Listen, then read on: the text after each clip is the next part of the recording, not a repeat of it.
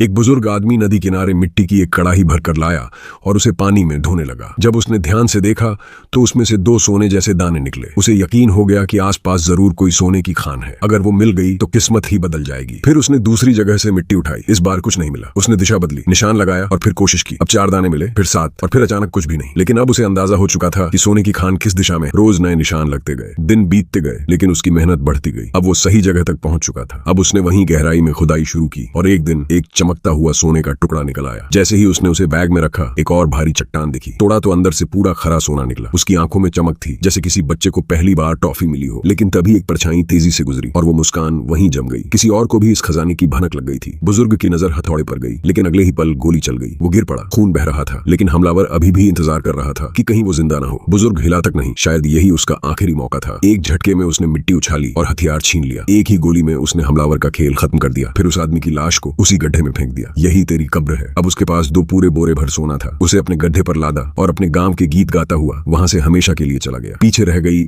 एक शांत सोने की घाटी, जहां मछलियां तैर रही थीं, तितलियां उड़ रही थीं और हिरण घास चढ़ते हुए मस्त चाल में घूम रहे थे।